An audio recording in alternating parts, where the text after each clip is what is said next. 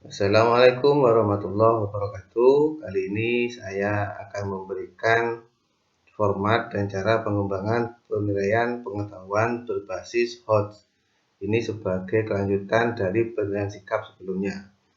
Nah, penilaian pengetahuan ya, dapat dibagi menjadi 3. Yang pertama tes tulis, tes lisan, dan penugasan. Nah, tes tulis ini pilihannya bisa benar salah, pilihan ganda menjodohkan isian dan uraian. Ini yang sangat sering digunakan dalam penggunaan tes pada umumnya. Kemudian tes lisan adalah berupa kuis dan tanya jawab. Kemudian penugasan, tugas yang dilakukan secara individu atau kelompok di sekolah atau dan di luar sekolah, baik secara formal maupun informal. Ini macam-macam tes pengetahuan. Nah, kali ini kita lebih fokus pada tes yang bersifat HOTS.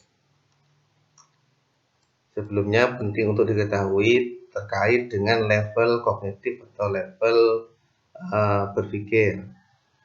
Yang paling dasar yaitu mengetahui, kemudian memahami, mengaplikasi, menganalisis, mengevaluasi, dan yang paling tinggi adalah mengkreasi atau menciptakan atau membuat.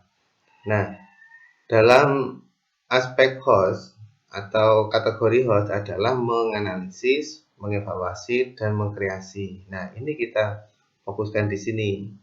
Indikatornya banyak sekali di sini, bisa disimak, bisa dipelajari sendiri. Nah, secara singkat, tingkatan atau level pengetahuan dapat dibagi menjadi 3 level. Level yang pertama adalah menghafal atau mengingat, ini disebut C1, memahami disebut C2, level 2 mengimplementasikan atau mengaplikasikan disebut C3, dan level 3 menganalisis C4, evaluasi C5, dan membuat C6. Nah, yang disebut HOTS adalah pada level ketiga ini. Nanti kode C4, C5, C6 ini akan kita masukkan pada kolom atau format penilaian pengetahuan, khususnya dalam pembuatan kisi-kisi soal nanti. Nah, untuk contoh kisi-kisi tes tulis pilihan ganda uraian yang bersifat HOTS dapat dilihat dalam kisi-kisi tes tulis HOTS itu yang harus tertuang yang pertama adalah kompetensi dasar, materi, kelas dan semester, indikator soal, level kognitif, bentuk soal, dan nomor soal. Nah, misalnya kompetensi dasar memahami pola lantai dalam tari kreasi daerah. Materi tema 9 SPDB misalnya. Di situ indikator soalnya disajikan soal siswa mampu menganalisis pola lantai yang digunakan pada penari yang berbaris berbentuk garis menyudut ke kanan dan ke kiri. Nah, di sini kita cantumkan level kognitifnya, penerapan tadi kategori C4 misalnya. Itu misalnya bentuk soalnya pilihan ganda, khususnya. Kemudian jika uraian ya hampir sama dengan isinya. Kompetensi dasarnya misalnya menganalisis bentuk-bentuk interaksi manusia dengan lingkungan dan pengaruhnya terhadap pembangunan sosial, budaya, dan ekonomi. Nah, indikator soalnya disajikan soal siswa mampu menyebutkan dan menganalisis, ya, ini menganalisis 2 macam interaksi manusia dengan alam dengan cepat. Nah, ini kategori C4, penerapan.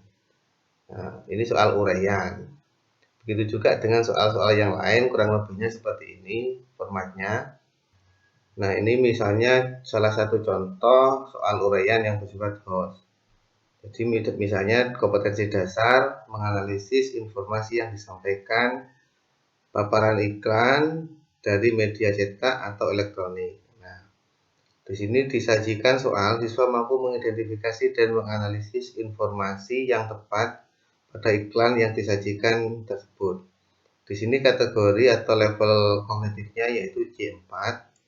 Soalnya seperti ini. Jadi kita sajikan gambar iklan yang ingin dianalisis.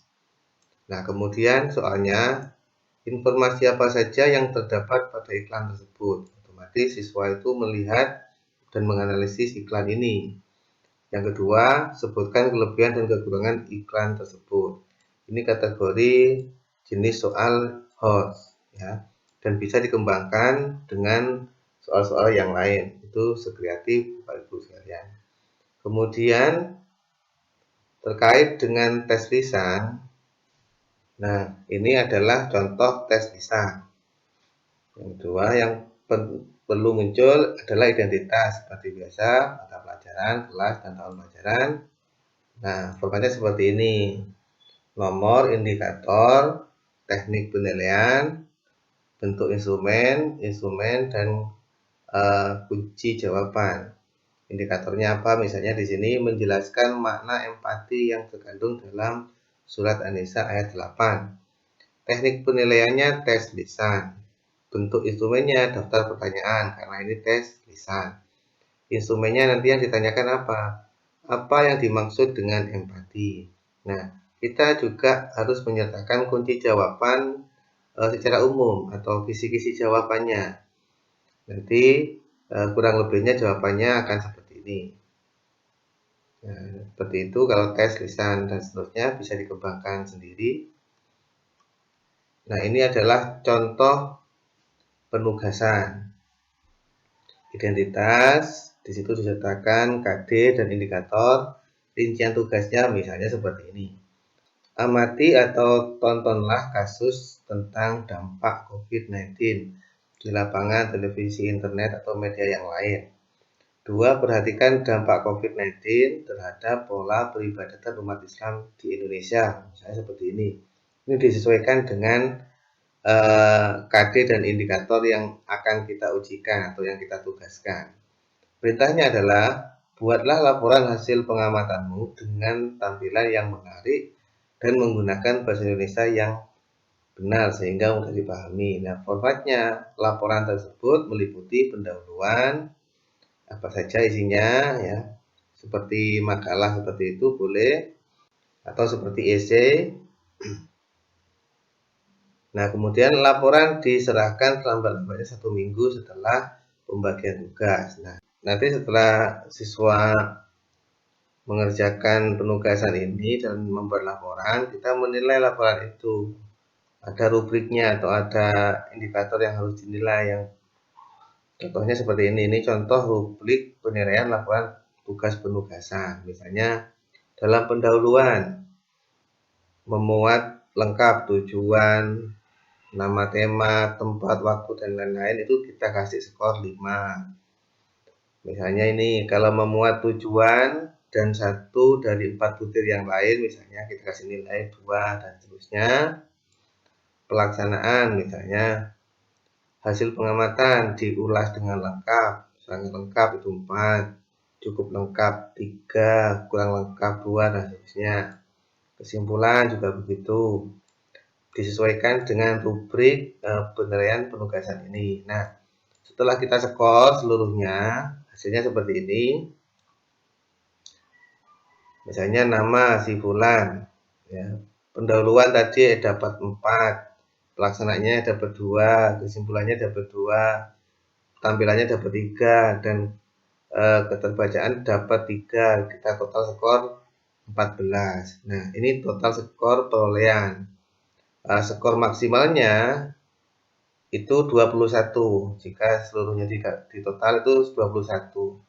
Maka untuk mendapatkan nilai akhir yaitu skor perolehan ini 14, ya, dibagi 21 dikali 100, maka didapatkan soal 66,67. Ini kalau pecahan boleh langsung ditulis di sini 66,67 atau dibulatkan 70. Jadi seperti itu cara penghitungan